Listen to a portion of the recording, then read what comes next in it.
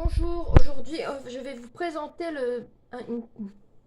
une forme de bilan lecture du mois de novembre. Pour commencer novembre, j'ai lu Inspiration par rapport aux œuvres de Mylène Farmer de Benoît Cachin. C'est ce que j'appelle un beau livre. Il y a beaucoup d'illustrations dedans.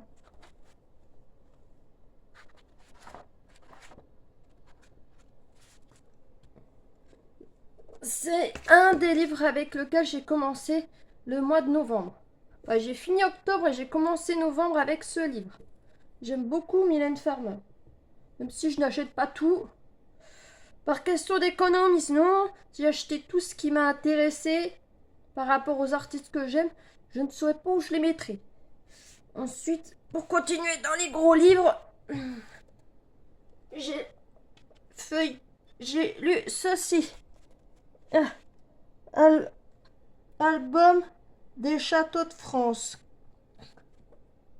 Il y a aussi pas mal d'images et un peu de texte.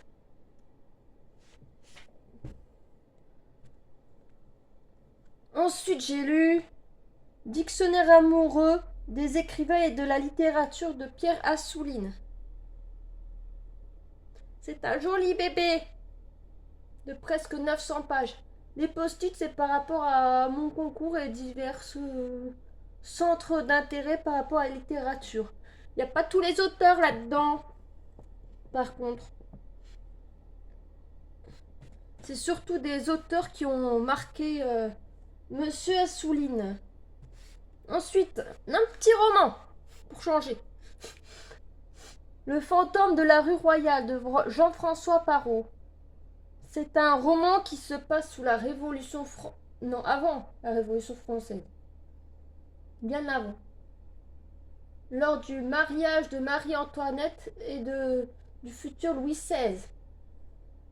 Lors du fameux feu d'artifice qui a fait quelques morts. Il y a un mort qui va ressortir en particulier là-dedans. Il y a de la diversité, il y a un petit Indien qui va avoir qui a un personnage à part entière dedans.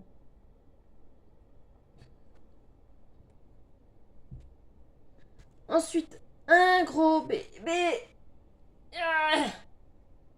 Et les 1001 tableaux qu'il faut avoir vus dans sa vie. C'est pas la première fois que je le lis. Oui, c'est encore avec Pierre Assouline. Encore un gros bébé, mais qui se lit plus rapidement que l'autre. Parce qu'il y a des images à chaque page. Il y a l'image de la toile à chaque page. Ensuite, un tout petit. Organiser la pensée. C'est en deux parties. T'as un côté la théorie et de l'autre la pratique.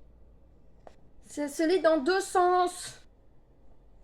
C'est pas toujours très pratique. Mais c'est intéressant. Il y a beaucoup de passages intéressants. Ensuite, mémoire de Vidocq. Et je l'ai pas encore fini, mais je l'aurai fini à la journée. Du coup, je le compte quand même. C'était une lecture sympathique. Et pour le coup, ça se passe plus vers la Révolution. Il est né à Arras, la ville de Robespierre.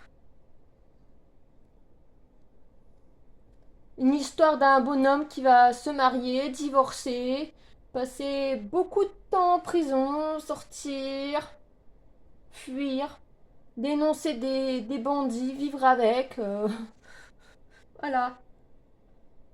Ça se lit. C'est une lecture plutôt détente à côté de ce que j'ai lu en parallèle. Comme ceci. Moins. La décroissance est une philosophie de Hokoe Seito. C'est un essai communiste, marxiste. L'homme parle de Marx quasiment à toutes les pages. Ce qui n'est pas peu dire. Disons que pour sauver la Terre, faut limiter au maximum ses achats. Et même moi qui suis en recherche d'emploi et qui passe les trois quarts de mon temps dans ma chambre sans consommer grand-chose, rien qu'en étant sur Internet une bonne partie de la journée, je consomme trop, déjà. Donc il faut limiter un maximum ses achats, déjà, et consommer local, faire travailler nos agriculteurs, plutôt que de faire venir des produits de l'autre côté de la planète. C'est assez culpabilisateur. Mais c'est très intéressant quand même. Ensuite, Catalina la Terrible de Pierre Gaspard VIII. C'est un roman qui se passe à l'époque du début de la colonisation de l'Amérique du Sud.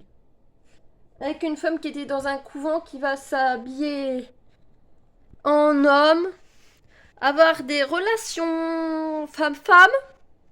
Hein, donc si vous aimez les romans avec des femmes et qui s'habillent en hommes, allez-y, mais c'est assez violent, il y a quand même quelques scènes de mort dedans.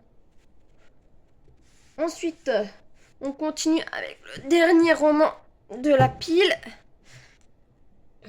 Cacao de Michel Kahn.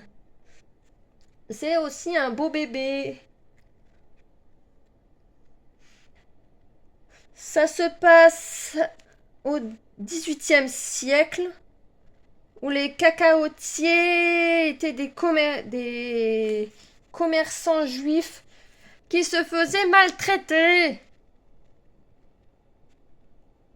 Même quand ils vivaient tranquilles dans leur coin à vendre juste du chocolat.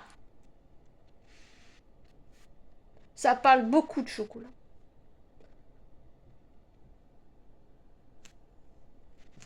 Et de femmes, de mariage. Le dernier, mais non pas le moindre que j'ai en physique. Patrimoine de la France de Stéphane Bern.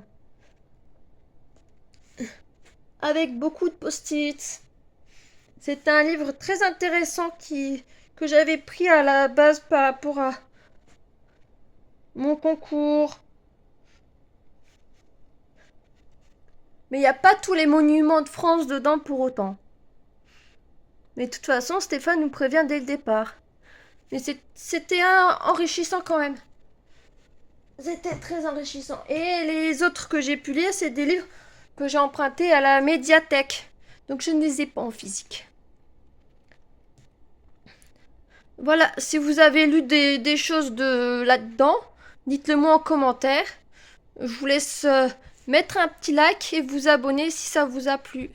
Merci, bonne journée.